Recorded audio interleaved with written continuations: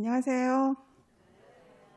네, 청학리로 이사 온 지 이제 2년째가 되었는데 코로나로 인해 교회 출석을 또 자주 제가 못했고 이렇게 지금 회사에 인사를 드리게 되었습니다. 제가 너무 긴장을 하고 있으니까 우리 성기현 집사님께서 어떻게 하면 좀 웃음을 줄까 연구를 많이 하신 것 같습니다. 저도 새벽 4시에 일어나서 잠이 오지 않는 거예요. 성도님들 앞에서 어떻게 이 말씀을 전해야 되나.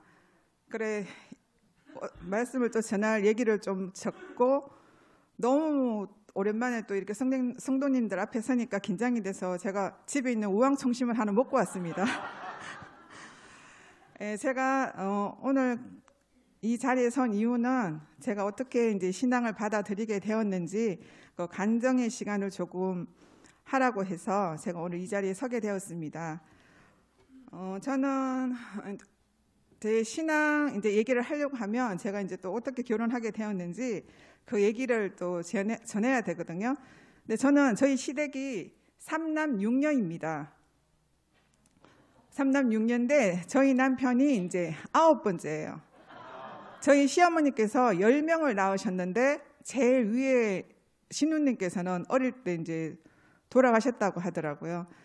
근데 저희 이제 시댁 특수 상황이 어떤 게 있냐면 신우가 6명인데 3명은 결혼을 하고 3명은 결혼을 하지 않았습니다. 제가 결혼할 때. 그래서 아버지가 반대를 많이 하셨어요. 그때 이제 제가 그런 속담을 들었는데 이제 저희 뭐 속담이 그런 말이 있대요. 그 신우이 한 명에 벼룩이 서말이래요. 근데 제가 신우이가 6명이라고 하니까 이제 부모님들이 너무 걱정을 많이 하시는 거예요. 이제 또 3명은 결혼을 안 했다고 하니까 걱정이 이제 많이 셨겠죠. 근데 저는 이제 겁없이 아버지 제가 좋다는데 왜 그러냐고, 괜찮다, 나 잘할 수 있다 그러면서 아버지가 우시는데도 불구하고 제가 결혼을 했습니다. 그래서 이제 신혼생활을 시작하게 되었는데 이제 신혼생활은 이제 저희 남편이 이제 사정이 여의치가 않아서 제가 시누이 집에서 같이 신혼생활을 하겠다고 했어요. 독립을 시켜주겠다고 했는데 그래도 저희 남편이 누나들을 굉장히 끔찍하게 또 여깁니다. 어머니께서 저희 남편 3살 때 이제 위암으로 돌아가셔서 누나 덩으로 옮겨 다녔대요. 불쌍하다고. 그래서 땅을 밟지 않을 정도로 누나 6명이 옮겨서 학교 다닐 때도 옆에 놔두고 공부를 하고 그랬다고 하길래 제 마음에도 누나들을 너무 또 사랑하는 마음이 크길래 저도 잠깐의 신혼생활은 신우들과 할 수 있겠다 싶어서 하겠다고 하고 이제 인천 신우이 댁으로 이제 들어갔습니다. 그랬는데 결혼하고 한 일주일 있으니까 저희 아버님께서 둘째 이제 형님이랑 살고 계셨거든요. 9년째 살고 계셨는데 우리 막내 며느리 봤으니까 나도 우리 막내 며느리랑 또 살고 싶다 그러시면서 짐을 다 싸가지고 오신 거예요. 그래서 저희 신혼생활은 손이 신우 2분, 저희 부부, 저희 시아버님 이렇게 제가 이제 신혼생활을 시작하게 되었습니다. 근데 결혼을 해서 또 살아보니까 제가 4년 살았거든요. 아버님이랑 4년 살았는데 살아보니까 어려운 점이 많이 있더라고요.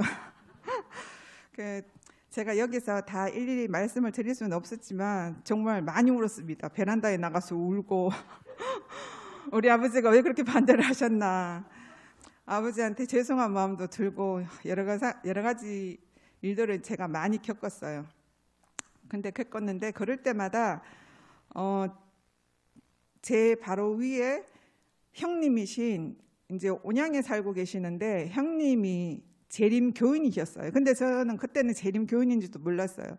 근데 아버님이 이제 저랑 살고 계시기 때문에 형님이 이렇게 주기적으로 인천집에 방문을 하셨습니다. 그럴 때마다 형님께서 항상 양쪽 손에 정말 가득 뭘 갖고 오시는 거예요. 저기 형님이 손재주가 굉장히 좋으세요.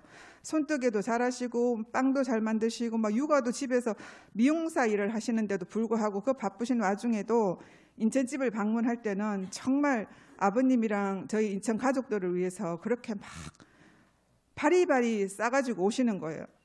근데 저는 그때 새댁이기도 하고 제가 너무 고단하고 막 힘들어서, 그리고 아버님께서 조금 어머니를 빨리 사별을 하셔가지고 자식들은 많지, 그러니까 아버님께서 조금 이렇게 도박을 하셨더라고요. 그래서 저하고 살면서도 아버님께서 그런 놀이를 하셨어요.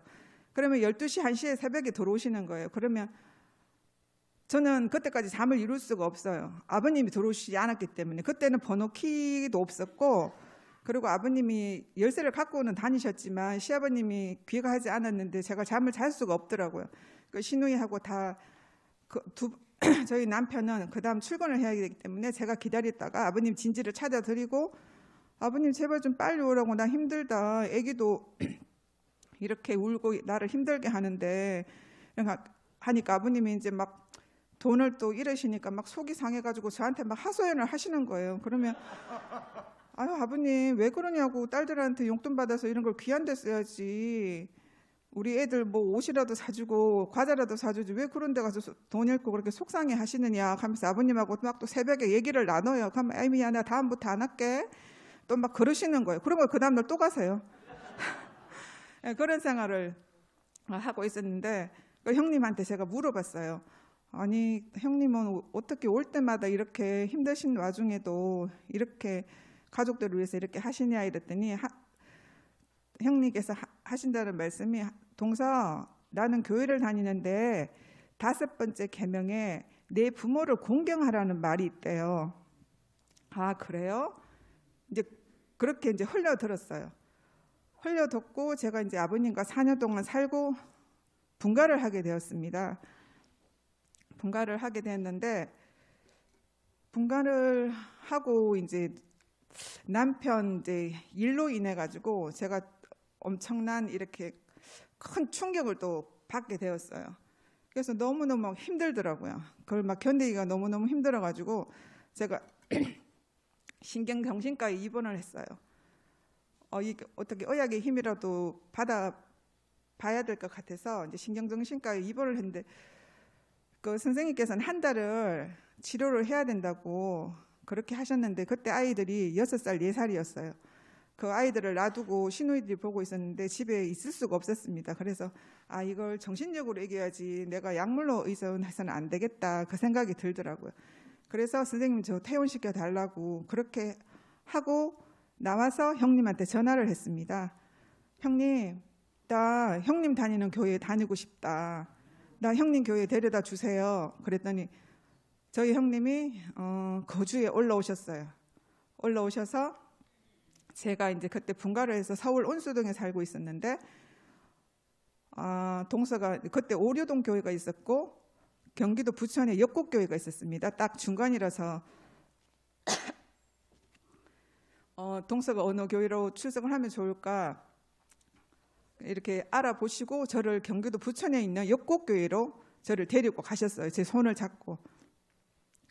그때 교회에 이제 입문을 하게 되었고, 그때 이제 제 가정에 문제가 딱 생겼을 때 저도 집사님 그때 하나님이라는 얘기가 나도 모르게 저도 모르게 나왔어요.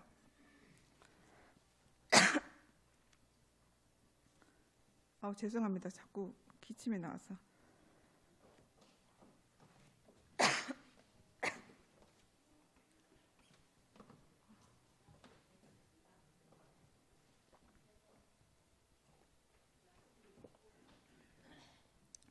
그래서 저희 형님께서 역곡교회 데려다 주셨어요. 근데 교회라고 어릴 때 크리스마스 때 동네에서 선물 준다고 잠깐 가본 것 외에는 가본 게 처음이었거든요. 너무 낯설고 정말 막 불안하고, 그때는 제가 막 심적으로 너무 막 불안한 상태였기 때문에 여기, 그리고 또 막 시간이 굉장히 긴 거예요. 그래서 언제 집에 가나 자리에 앉아서 그렇게 하고 있는데 집사님들께서 밥이라도 먹고 가라 하면서 막 잡으시는 거예요. 그래서 이제 앉아서 어떻게 하면 틈을 타서 이제 집에 갈 그걸 모색을 이제 하고 있었는데, 저기 문에서 누군가 막 환하게 웃으면서 막 오는 거예요. 새로운 이제 사람이 왔으니까. 그때 웃으면서 온 사람이 여러분들이 너무 사랑해 주시고 기도해 주시는 이혜정 집사님입니다. 예. 이정 집사님이 제 옆에 앉더니 아우 반갑다고 우리 교회에서 자주 보자 그러면서 제 손을 잡아주는 거예요. 그때 인연을 맺고 지금까지 이 청학리에 또 제가 이사를 오게 되어서 지금까지도 소통을 하고 잘 지내고 있습니다. 역곡에서 한 10년 동안 이혜정 집사님이랑 같이 신앙생활을 하다가 저는 충남 당진으로 남편 일 때문에 이사를 가게 되었고 이혜정 집사님은 여기 남양주 청학리로 이사를 오게 되었어요. 비록 몸은 떨어져 있었지만 이혜정 집사님과는 항상 일주일에 2-3번 계속 이렇게 전화로서 소통을 하고 이 청학리 교회에 대해서 제가 많은 얘기를 듣고 있었습니다. 당진에 살면서도 뭐 분위기가 뭐 좋다, 동네가 굉장히 조용하고 좋다, 수지야 나중에 너도 여기 와서 살면 좋겠다 이런 얘기를 그래 나중에 뭐 또 어떻게 될지 모르겠지만 언니 그렇게 해보자 이렇게 하면서 그런 얘기를 많이 나눴었거든요. 근데 결국은 제가 또 여기까지 오게 되었어요.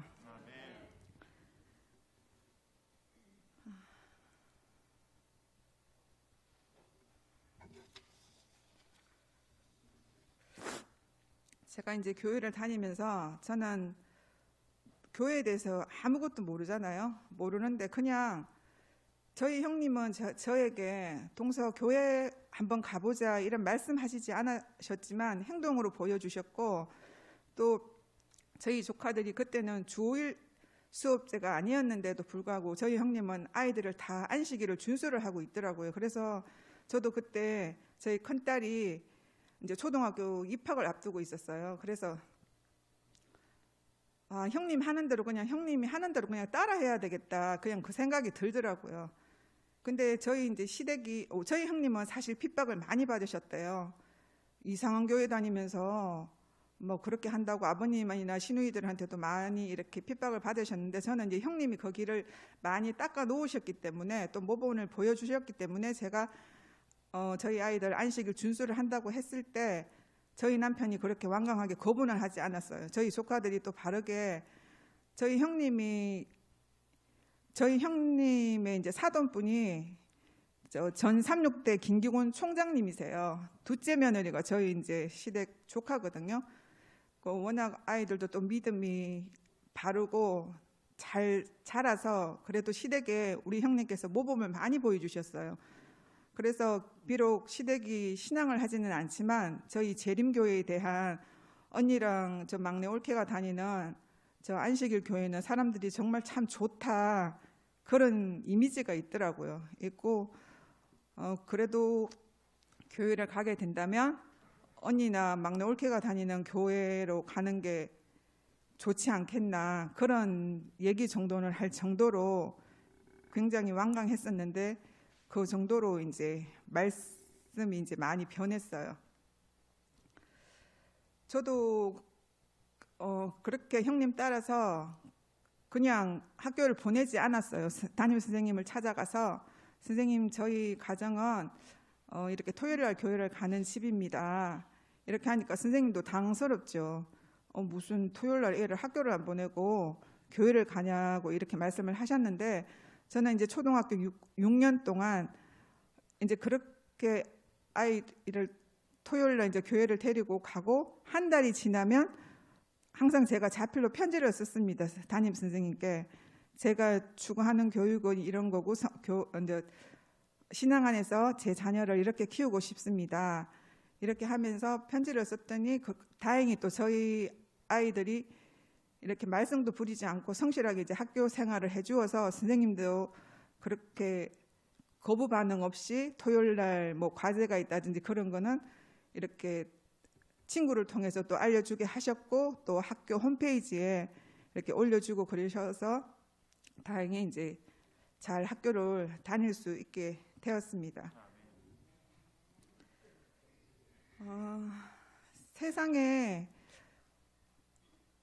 세상의 성공은 지금은 특히나 더 그런 것 같아요.